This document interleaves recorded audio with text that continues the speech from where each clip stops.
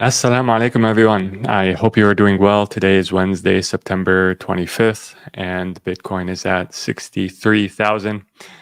We still haven't broken out of the um, uh, as the option contracts are telling us the ceiling here for the price at 65,000.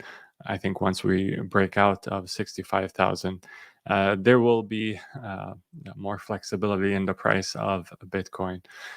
But inshallah, with the uh, monetary easing that is happening and the expectations for Q4 that this happens sooner rather than later. As it relates to the S&P, if we look on a week basis, or rather as it relates to stocks, if we look at their performance over the last week, you can see that the green is outweighing the red here, with Tesla and Nvidia being the brightest colors. And I suspect that this will be a not uncommon theme moving forward, especially now as Tesla approaches the October 10th event related to its robotaxi unveiling. Uh, Today, as it relates to the performance of equities, major indexes were down a bit. We will get volatility, of course. Nothing is going to go straight up, but I do think we're in the same general regime of a bullish market as liquidity and monetary policy eases. If we look at crypto and what is working in the crypto world, the theme that has gained the most in the last month is AI.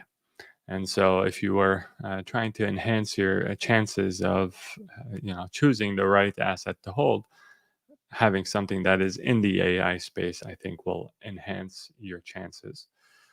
Second, most popular theme is data availability. Third is real world assets.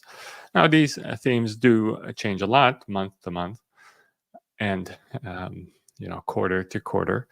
They're not set in stone, but it does seem like the outperformance of AI is to an extent that makes it, I think, a pretty solid bet moving into this upcoming period.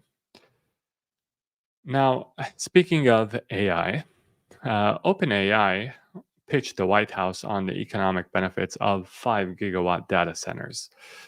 And the reason why I'm mentioning this, we are a channel that is focused on investing and, inshallah, earning money in a halal-conscious way. It seems like data centers is going to be a very good place to put your investment dollars in the upcoming period. So, companies that are investing in data centers, developing data centers, part of that supply chain, I think, will have no problems with demand.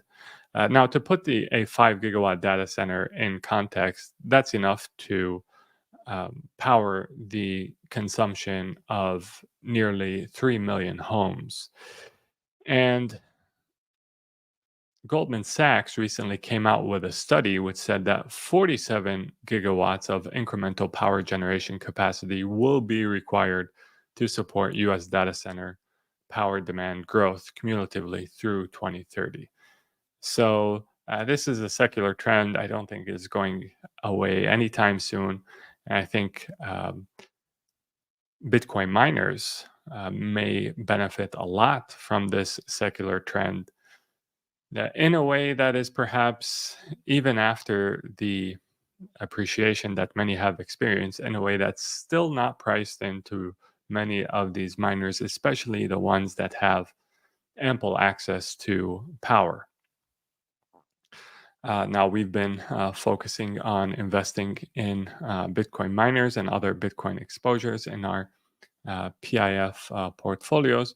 And I think a lot of these Bitcoin miners that I mentioned were trades may evolve to become, longer term investments in the event we see them intelligently investing resources in data centers and high performance compute. The main idea I wanted to communicate to you in this live, and I always, have a goal of communicating at least one new idea I've never mentioned uh, that can help you in every live. And by the way, if you are enjoying this live, do leave a like. I'd really appreciate it. So, Lynn Alden, who is a noteworthy analyst commentator in the space, commissioned a research report to quantify Bitcoin's correlation to measures of global money creation relative to other asset classes. And they found that Bitcoin moves in the direction of global monetary creation um, 83% of the time, more than any other asset. Now, this is very important, especially in the period that we are, considering that we are in a period of global money creation. We saw yesterday the news about China's monetary easing, before that, the Fed in the United States and its beginning of its easing cycle. This is very important as it gives us, a strong probability for Bitcoin and the direction that it is going to it is expected to move, and that is upwards. So this is the correlation in chart form, if you like to see charts, and or graph form rather. And you can see that just eyeballing this, Bitcoin's price and global M2 tend to be highly correlated. Now, there is one instance in the report that mentions where the correlation actually dips, and that is when the MVRV Z score, which is what looks at the amount of profit that investors have relative to the price they paid, and it tends to spike when we're at a local high for Bitcoin. When the so it, in other words, it signals Bitcoin is overbought for that period of time. When the MVRV Z score spikes, this tends to be correlated or associated with dips in correlation between Bitcoin and the monetary supply. So for us, if we're saying, okay, we're entering a period where money creation is expected, Bitcoin tends to move in the same direction as money creation. Uh, 83% of the time, there's the exception of cases where the MVRV score is spiking. Are we in an instance where the MVRV score is spiking? Is Bitcoin overbought? And if we look at the MVRV score, the answer to that is plainly no. We are actually far removed from even the high that we experienced this year, and certainly very removed from the highs that we typically experience in each cycle, which tend to be north of 6 or 7 for the MVRV Z score. We're currently between 1 and 2. So the expectation is that this relation is going to hold, inshallah.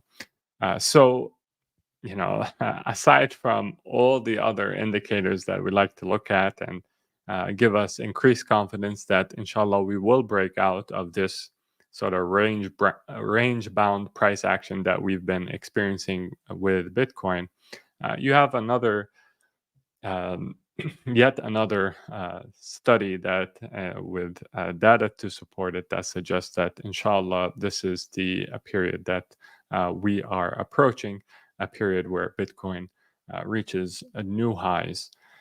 And perhaps this happens in a very fast way.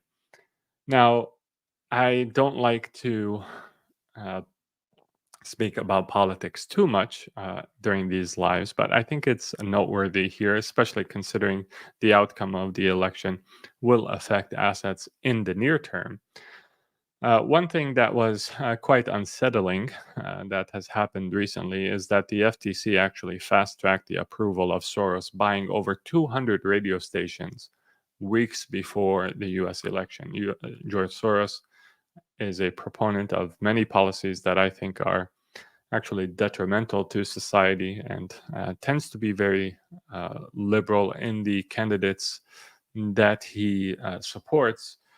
The 200 radio stations that he bought reach 165 million listeners, and I just hope that people have enough sense to not let the propaganda that these stations are, likely to propagate, let them or lead them down a path that is um, not beneficial for society, for the country.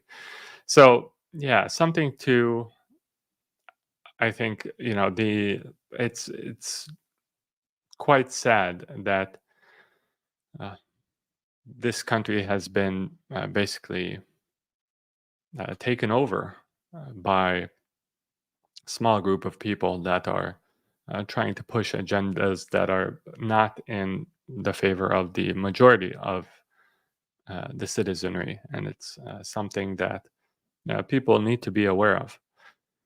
All right, very quickly, I'm going to go to questions. Eunice says, Salam, give likes, guys. Yeah, please do. Last couple of lives, we didn't really get much likes. I hope this isn't a function of the lives not being useful. If they aren't useful, if you're not finding value in them, then do let me know in the comments. Otherwise, if you would leave a like, that would be really appreciated. Uh, Thanks, Eunice. Asghar says, Assalamu alaikum, alaikum salam. Abdul says, as a PIF member, I was curious, what is the strategy with Doge? And it is very volatile. How do you handle that spike? Well, we'll deal with that, inshallah, Abid. Um, you know, in our community, in terms of like when we sell and when we buy. Taskin says, Assalamu alaikum, Arkan was reviewing the site and saw that LMT is rated as comfortable. I was surprised and was looking for your reasoning. I'll take a look at that, Taskin. Thanks for letting me know. All right. And guys, thank you for coming. I really appreciate your attendance. As I mentioned, leave a like, hit the notification bell so you know when we go live next. Assalamu alaikum and peace be upon you all.